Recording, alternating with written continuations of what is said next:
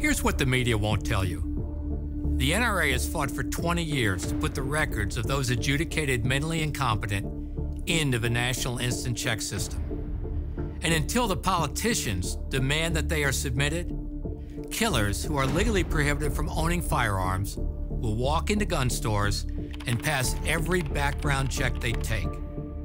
So if they really wanted to make a difference, the media would lead every newscast with a reminder that the names of millions of violent felons, criminal gangbangers, and adjudicated mentally incompetent and dangerous people are missing from the background check system. But no one gets ratings by telling the truth about how to stop mass killers. So they don't report that 38 states submit less than 80% of their felony convictions to the system, leaving more than 7 million felony convictions in the dark.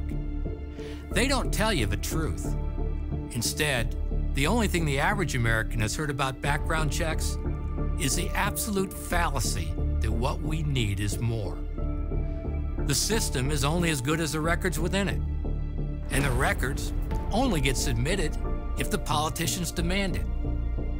What are the Oregon killer, the WDBJ killer, the Charleston church killer, the Santa Barbara killer, the Maryland Mall killer, the LA airport killer, the DC Navy Yard killer, the Aurora movie theater killer, the Tucson killer, the Virginia Tech killer, and both Fort Hood killers have in common? Every single one of them passed a background check.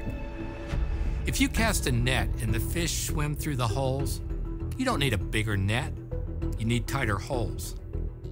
But when it comes to a background check system that's missing the names of millions of prohibited people, the politicians don't want to fix it. The best kept secret is that the National Instant Check System wouldn't exist at all if it weren't for the NRA. It's true. Back in the 90s, President Clinton forced passage of a mandatory waiting period on every handgun purchased in America. Not a background check, a wait.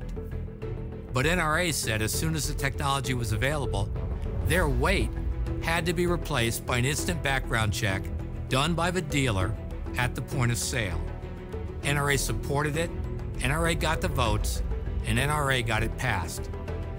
We demanded an honest system that was supposed to make sure good people can purchase firearms as quickly as possible, a system that catches violent felons, the adjudicated mentally incompetent and dangerous, and every other prohibited person right at the point of sale, where they would be prosecuted for a federal felony.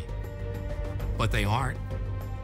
What has happened instead is one of the greatest failures in the history of American leadership.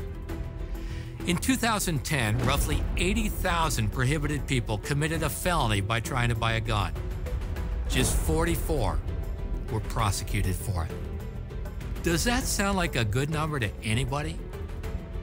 So when you hear politicians who won't fix the broken system talk about expanding it, don't buy it. Demand what works. Put armed security in every school. Fix the broken mental health system.